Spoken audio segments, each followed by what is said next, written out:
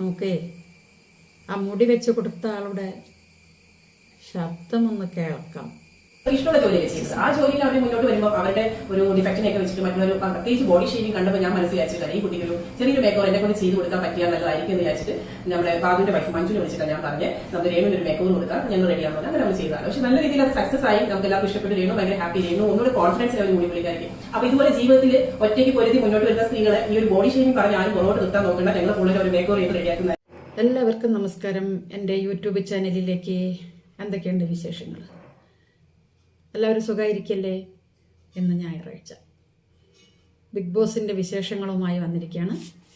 എന്തൊക്കെയുണ്ട് വിശേഷം നോക്കട്ടെ കേട്ടോ. ബിഗ് ബോസിൽ ലാലേട്ടൻ ഇന്നലെ വന്നു. ലാലേട്ടൻ വന്നിട്ട് എല്ലാവരുടെയും വിശേഷങ്ങളൊക്കെ തിരക്കി. പണിഷ്മെൻ്റ് കൊടുക്കേണ്ടവർക്ക് കൊടുത്തു. അത് പോരാ എന്നാണ് പ്രേക്ഷകർക്ക് അഭിപ്രായമുള്ളത്. കാരണം രേണുവാണ് അതിൽ ഏറ്റവും വലിയ തെറ്റ് ചെയ്ത ആള്. ബിഗ് ബോസിനകത്ത് വെച്ചുകൊണ്ട് ആരും പരസ്പരം പഴിചാരുകയല്ലാതെ വലിയ തെറ്റൊന്നും ചെയ്തിട്ടില്ല.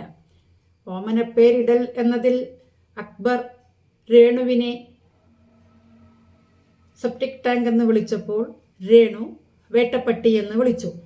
ലാലേട്ട ഇന്നലെ ആ വേട്ടപ്പട്ടിയെപ്പറ്റി ചർച്ച ചെയ്തതായിട്ട് കാര്യമായി ചർച്ച ചെയ്തതായിട്ട് തോന്നുന്നില്ല. മുള്ളൻ പന്നി എന്ന് വിളിച്ചവരുണ്ട്, പൂമ്പാറ്റ, അങ്ങനെ പല പേരിലും അവിടെ ഒമനപ്പേരിടൽ നടന്നു. രേണുവിന് മാത്രം എന്താണ് പ്രയോറിറ്റി? വിധവയായതുകൊണ്ടാണോ? സോഷ്യൽ മീഡിയയിലൂടെ ഒരുപാട് പേര് അറ്റാക്ക് ചെയ്യുന്നു എന്ന് അറിഞ്ഞതുകൊണ്ടാണോ? അവളുടെ കയ്യിലിരിപ്പ് കൊണ്ട് തന്നെയാണ് ലാലേട്ട എല്ലാവരും അവളെ അറ്റാക്ക് ചെയ്തത്. അറ്റാക്ക് ചെയ്തിട്ടുണ്ടെങ്കിൽ അറ്റാക്ക് ചെയ്യാൻ എന്തെങ്കിലും ഒരു കാരണം ഉണ്ടാവണം. കാരണമില്ലാതെ ഒരാളും അപകീർത്തിപ്പെടുത്തില്ല. പിന്നെ നിലനിൽപ്പിന് വേണ്ടി അപകീർത്തിപ്പെടുത്തുന്നവരുണ്ട്.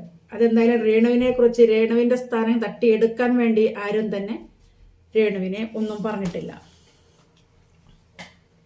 പിന്നെ പറഞ്ഞിരിക്കുന്നത് ലാലേട്ടൻ വീഡിയോയിനെ കുറിച്ചാണ്. അതാണ് ഏറ്റവും വലിയ തെറ്റ് രേണു സ്തുതി ചെയ്തു എന്ന് ഞാൻ പറയുന്നത്. പോകുന്നതിൻ്റെ മുൻപത്തെ ദിവസം 8 ദിവസത്തേക്കുള്ള വീഡിയോ എടുത്തു വെച്ചിട്ടുണ്ട്.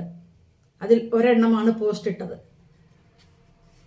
ജിൻഡോയാണ് അതിനകത്ത് PR വർക്ക് നടത്തുന്നുണ്ട്.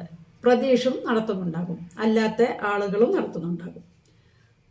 അവരുടെ രേണു സുധി എന്ന പേരിലുള്ള രേണു സുധിയുടെ യൂട്യൂബ് പേജിനകത്താണ്, ചാനലിനകത്താണ് ഇട്ടിരിക്കുന്നത്. അത് കുറച്ച് ദിവസമായി പുറത്തു വന്നിട്ട് അവരുടെ ഒരു വീഡിയോ മാത്രമാണ് ഇപ്പോൾ ഇവിടെ കാണിച്ചിരിക്കുന്നത്. എഴുതിയെടുത്തിട്ട് ഒരു കത്ത് കിട്ടി എന്ന് പറഞ്ഞതും മനസ്സിലായിട്ടുണ്ട്. അവരവിടെ ഇരിക്കുമ്പോൾ തന്നെ ഒരു ചെക്കിങ് നടത്തിയതായിട്ടും കണ്ടു. അപ്പോൾ അവിടെ ചെക്കിങ് നടത്തിയത് കൊണ്ടൊന്നും കിട്ടില്ല. അവിടെ ഫോണൊന്നും വെച്ചിട്ടുണ്ടാവില്ല. വെറും കൈയോടെയാണ് ബിഗ് ബോസിനകത്തേക്ക് കയറാൻ നിങ്ങൾ അവിടെ അനുവദിക്കുള്ളൂ. പെട്ടിയും മറ്റെല്ലാ സാധനങ്ങളും നിങ്ങളുടെ കസ്റ്റഡിയിൽ തന്നെയാണ് ഉണ്ടാവുക. പിന്നെ കൊടുക്കുമെങ്കിൽ പോലും 6 സീസണിലും ആരും ചെയ്തിട്ടില്ല ഇതുപോലെ ഒരു ചെറ്റത്തരം തന്നെ പറയും ഞാൻ. നാറ്റ കേസ്. ഇത്തരം തരം താഴ്ന്നവൾക്കല്ലാതെ വേറെ ആർക്കും ഇതുപോലും ചെയ്യാൻ പറ്റില്ല. അവൾ മാത്രമാണ് ചെയ്തത്. ഇനി ആരും ഇട്ട് ചെയ്യുകയുമില്ല.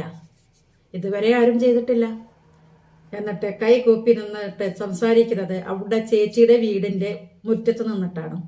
അവിടെ വെച്ചിട്ടാണ് ആ വീഡിയോ എടുത്തിരിക്കുന്നത്. എന്തായാലും ചേച്ചിയുടെ വീടാണെന്ന് ഞാൻ പറയാൻ കാര്യം എന്താ വെച്ചാൽ, മുമ്പൊരിക്കൽ ചേച്ചി വാടക വീടാണ്, ഞങ്ങൾ ഇവിടെയാണ് താമസിക്കുന്നതെന്ന് പറഞ്ഞിട്ട് ആ വീടിൻ്റെ ഒരു ഭാഗം കാണിച്ചിരുന്നു, മുറ്റത്ത് നിന്ന് സംസാരിക്കുന്നത് ഒരു വീഡിയോയിൽ. അതുകൊണ്ടാണ് അത് ചേച്ചിയുടെ വീടാണെന്ന് ഞാൻ പറഞ്ഞത്. ചേച്ചിയുടെ വീട്ടിൽ പോയിട്ട് അവിടെ പോയി നിന്ന് വീഡിയോ എടുത്ത് അത് അവൾ ഇറങ്ങി ഏകദേശം ഒരു 5 ദിവസമായപ്പം അതങ്ങ് പോസ്റ്റ് ഇട്ടു.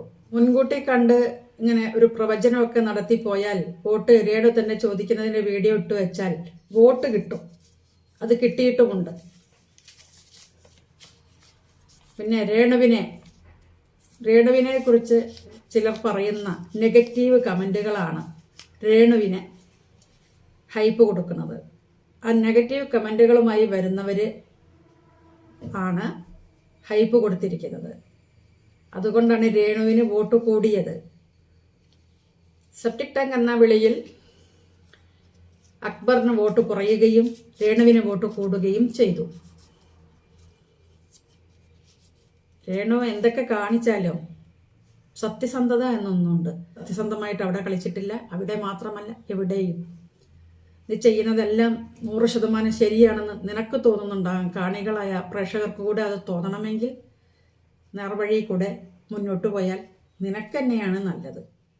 ഇങ്ങനെ മറ്റുള്ളവരെ പറ്റിച്ചും കള്ളം പറഞ്ഞും ഒരു വീഡിയോ കാണാമെന്ന് പറഞ്ഞപ്പോൾ അവൾക്കൊരു ചിരി. എന്താ ചിരിക്കുന്നത് വെച്ചാൽ ഒന്നുമില്ലല്ലോ ലേട്ടാ, വീഡിയോ കാണാം. ആ കാണണം. എന്തൊരു സിരി കാണാൻ എൻ്റെ അമ്മോ. അവളുടെ വീഡിയോ ഇട്ടതും പോരാ, ഇനിയുള്ള 7 വീഡിയോയും കൂടി ഇങ്ങോട്ട് ഇറക്ക്.